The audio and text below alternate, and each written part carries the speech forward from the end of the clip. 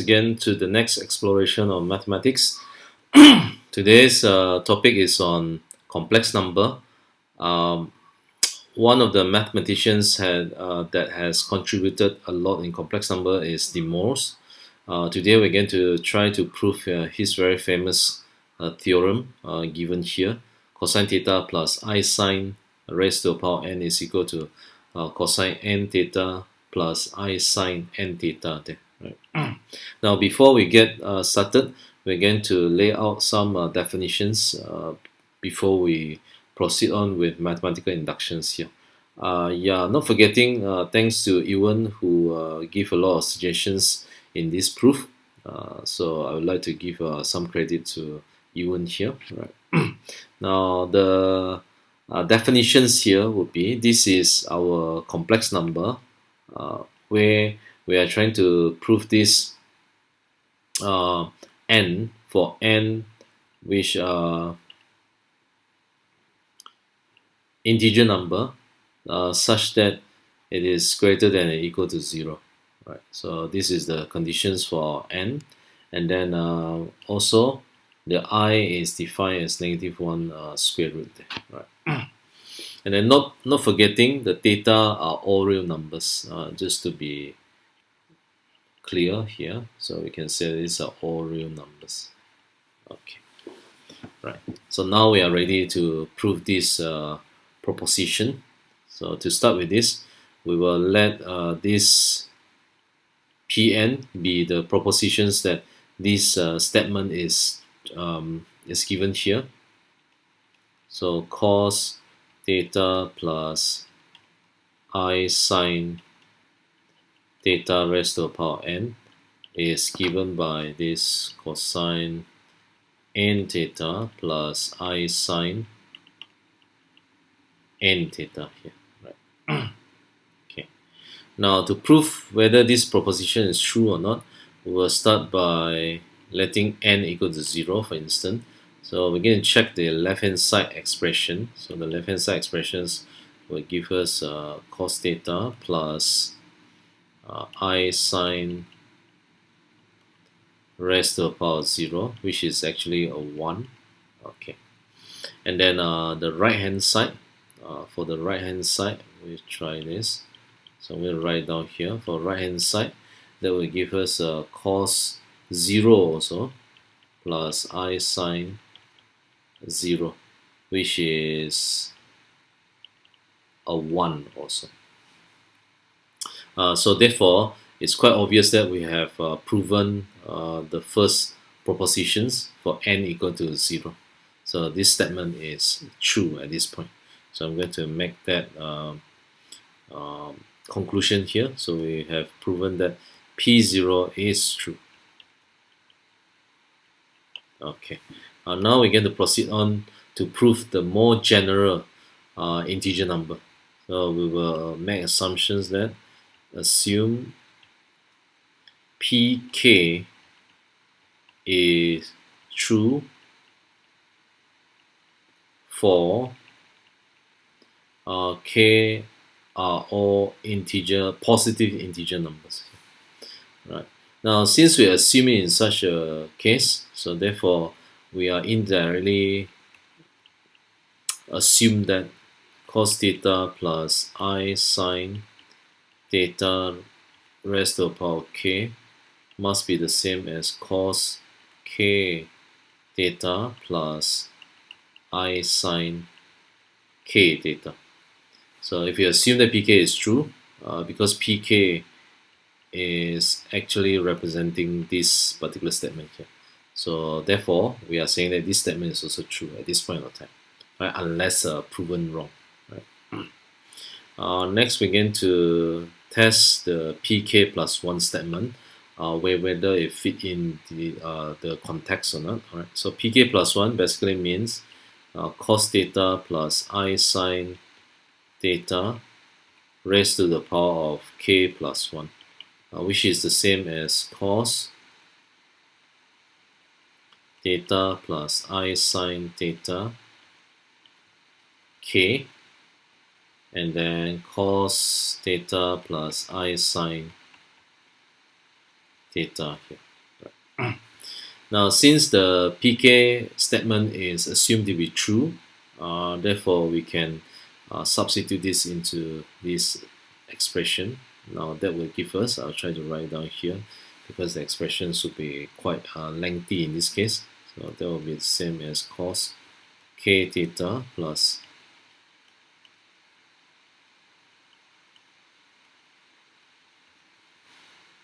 cos theta plus I sine theta. Right. And then with a little bit help from expansion, we found that this is k theta cos theta plus I sine theta cos k theta, and so on and so forth. So I try to finish up the rest.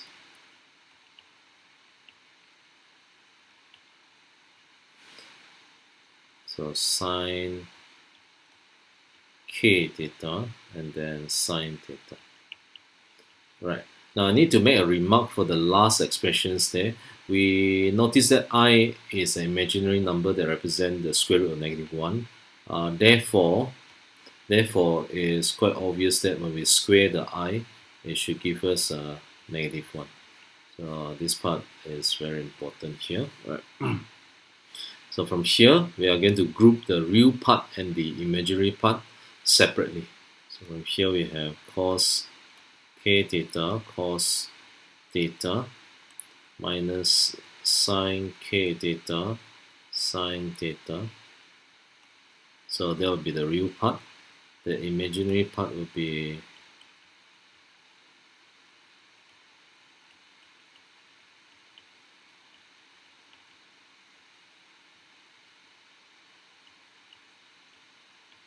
okay, so that will be our imaginary part.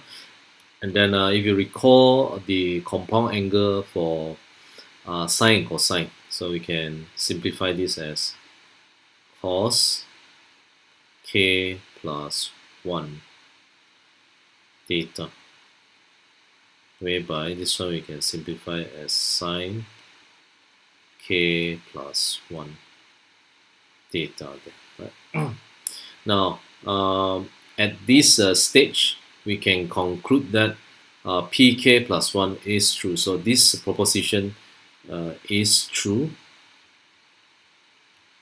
Now because this proposition is true, it implies that pk is true. Imply that pk is true, right?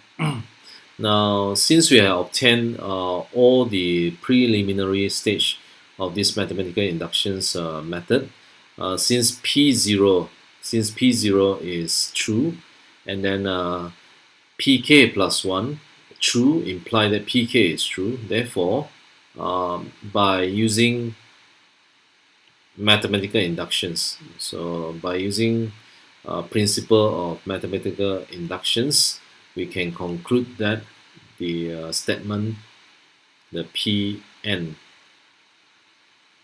the proposition Pn is true for all n. I would say for all n in this case, for all n that are integer number, which include 0 here for our proof in this case, right? So that will be the end of the proof there. So I hope that will be clear to some of you who just started to be exposed to DeMOIVRE'S theorem, right? Okay, so this is the first part of the proof. Second part, we are going to prove that if n negative integer, then would this theorem still be true? Okay, so stay tuned for the next proof. Second part of the proof. In this case, we are going to prove for n which is a negative integer. So because n is a negative integer, I'll just write down here. It's easier. Okay, we will let n be equal to negative k, where k are all positive integer in this case. Right. So n is actually equal to negative number here indirectly, right?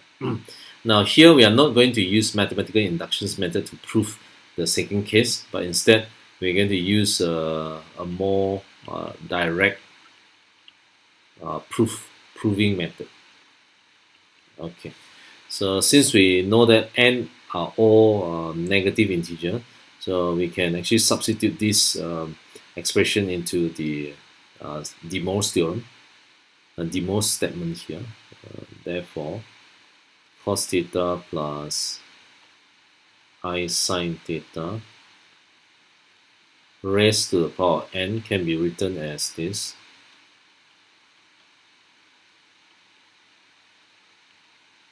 So the n is actually negative k.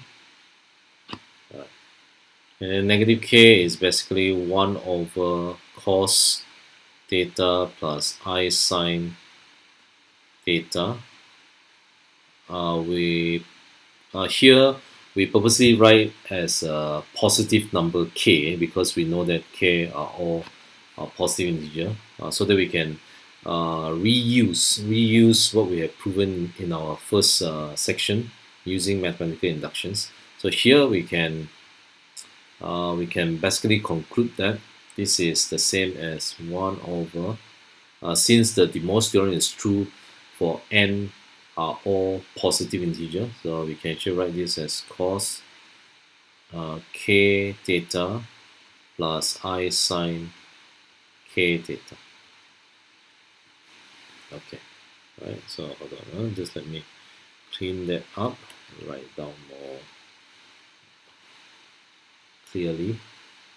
Yeah, okay.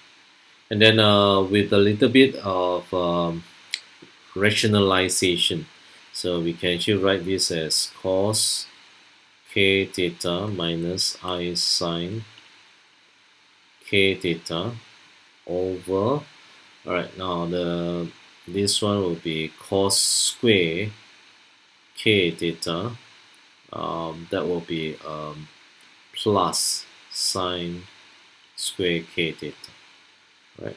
So from here we know that by using this trigonometric identity of sine square theta plus cos square theta is equal to 1.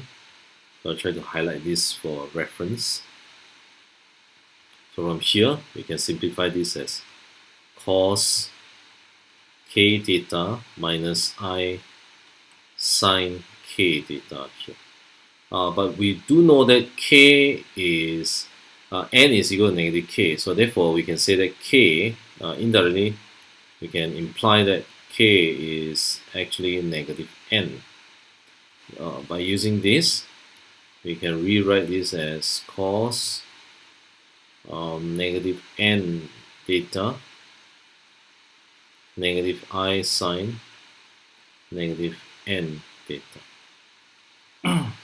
Okay, and then from the understanding of sine and cosine in the specific quadrant on the Cartesian plane, we can generalize this as cos n theta, because cosine negative n theta is always positive here, given that all these angles are acute, and then for this it will be positive I sine